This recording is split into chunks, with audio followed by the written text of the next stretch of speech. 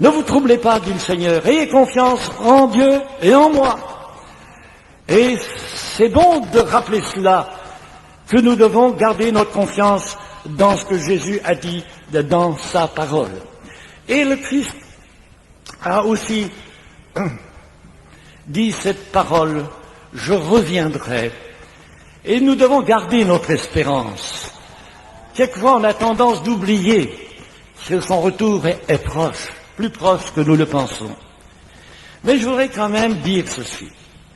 C'est qu'il arrive que certains prédicateurs veulent tellement piocher dans leur Bible qu'ils font des ornières.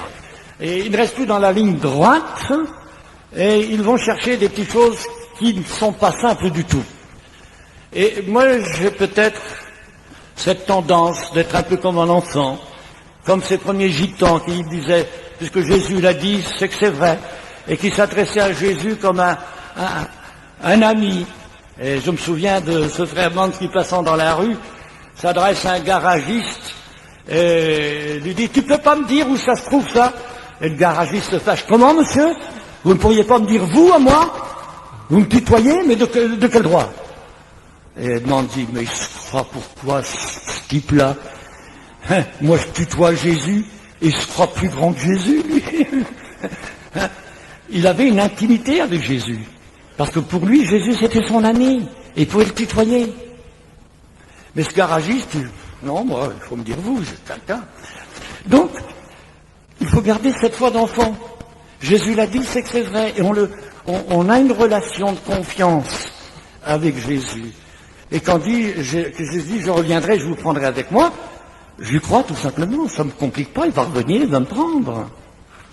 Et puis quand je lis dans la parole de Dieu, dans Luc 21 par exemple, où Jésus va parler de Jérusalem qui sera libérée des nations, mais que les nations vont alors connaître, parce qu'ils vont attaquer Jérusalem, une angoisse, l'angoisse des nations. Et il va en parler. Mais il va dire à ses disciples, pour vous, quand ces choses commenceront à arriver, levez vos yeux en haut. Votre délivrance approche.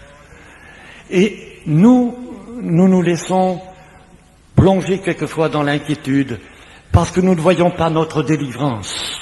Nous voyons l'obstacle, mais nous ne voyons pas la délivrance par la foi. Et puis, Jésus va nous mettre en garde. Il dit, voyez, faites attention à vous-même. Ne vous laissez pas entraîner par les soucis du siècle.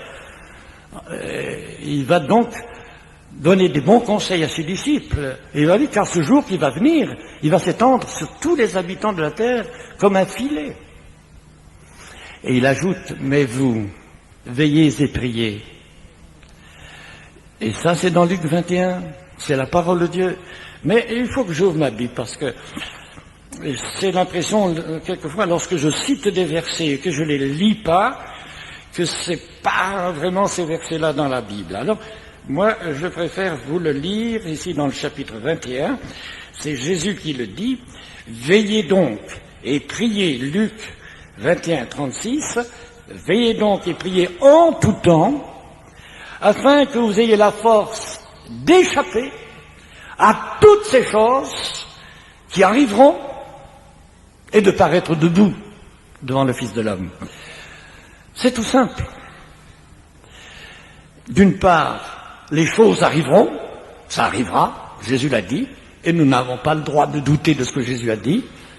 Et Jésus a dit afin d'échapper à ces choses-là. Il est bien dit échapper.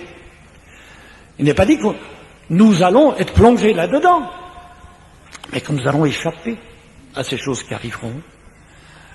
Et de paraître debout, non pas courbés, non pas abattus, non pas affaiblis spirituellement, non pas tristes et moroses dans la rue des plaintes, mais dans la rue de la reconnaissance d'avoir reçu le salut, le pardon de nos fautes, joyeux dans la présence du Christ. Alors c'est ça, il faut rester debout devant la présence du Seigneur, dans la confiance, et ne pas perdre confiance dans le Seigneur qui nous a fait des promesses et que nous devons conserver dans nos cœurs comme des grâces précieuses que le Seigneur nous a données. Et quand Je lis dans l'Écriture que l'apôtre Saint Paul nous dit que nous les vivants, qui seront sur la terre au moment du retour de Jésus, nous serons enlevés. Il l'a dit, c'est pas moi. Moi, je dis ce que la Bible dit, je ne veux pas dire autre chose. Il y a des choses que je ne comprends pas. Il y en a qui trouvent des explications. Moi, j'y comprends rien. Dans les trompettes, par exemple, il y en a qui disent qu'il y en a 7, d'autres qui disent qu'il y en a 8. Moi, ce que je sais, c'est les choses simples. C'est que Jésus nous enseigne par l'apôtre Paul, parce qu'il dit, ce que je vous enseigne, je l'ai reçu du Seigneur. Il le dit pour la Sainte Seine et pour le reste, il a des révélations. Nous serons, nous les vivants, changés en un instant. En un clin d'œil, ce sera rapide. La ruine des nations sera soudaine, mais l'enlèvement sera rapide. Eh bien, nous serons transportés ensemble sur les lieux du ciel pour aller à la rencontre du Seigneur dans les airs, mais les airs. C'est bien marqué dans les airs. Et il y en a qui ne croient plus. Même dans notre mission, il y a des prédicateurs qui ne croient plus. Qui vous disent, on va passer par ces choses qui arriveront, on va connaître l'angoisse des nations, on va connaître ce qu'ils appellent la tribulation, on va passer là-dedans. Mais moi, mon Jésus me dit que je vais y échapper. Qui dois-je croire? Jésus ou eux? Moi, je crois Jésus. Qui vais-je croire?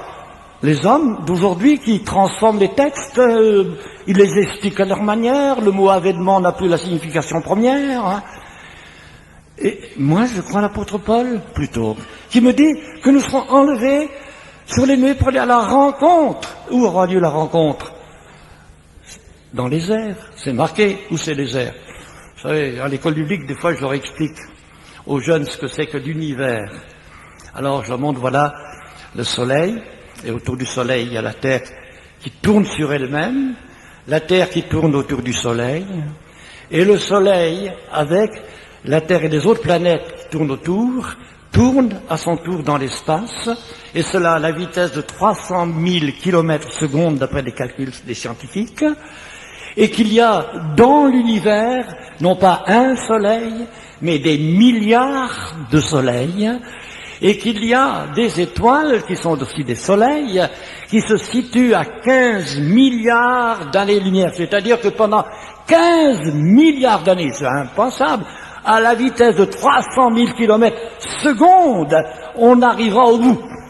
Alors, l'infini, vous pouvez l'expliquer, l'éternité, vous pouvez pas l'expliquer, moi non plus. Soyons assez simples, assez humbles.